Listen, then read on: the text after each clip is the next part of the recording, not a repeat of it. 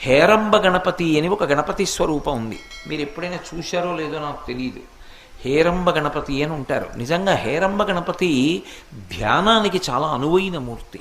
ఎంత అందంగా ఉంటుందో మీకు బహుశः ఇంకా ఎక్కడ అంత అందమైన మూర్తి దొరకదు. హేరంబ గణపతి మూర్తికి ఉండేటటువంటి సౌందర్యం చూసి తీరాలి.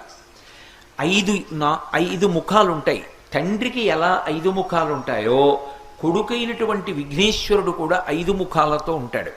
ఈ 5 గజముఖాలే, 5 ఏనుగు ముఖాలే. 4 వైపులా 4 ఏనుగు ముఖాలు ఉంటాయి. పైన ఒక ఏనుగు ఉంటుంది.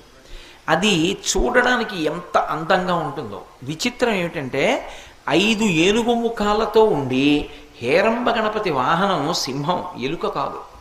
మూషిక వాహనం మీద ఎక్కడు, ఆయన సింహవాహనం మీద ఎక్కుతాడు.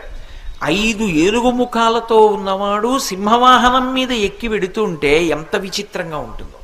ఎందుకని? అసలు సింహం ఏనుగు మీదకి ఎక్కుతుంది, కానీ ఒక ఏనుగు కాదు, 5 ఏనుగు ముఖాలు ఉన్నవాడు సింహం మీదకి ఎక్కి వెడుతుంటాడు. ఎంత విచిత్రం! ఆ సింహం పెద్ద జూలుతోటి పైన కూర్చున్నటువంటి 5 ముఖాలున్న హేరంబ గణపతి ఎలా చెప్తాడో అలా వెడుతూ ఉంటుంది. అంటే హింసని అదుపు చెయ్యగలిగినటువంటి శక్తితో ఉంటాడు.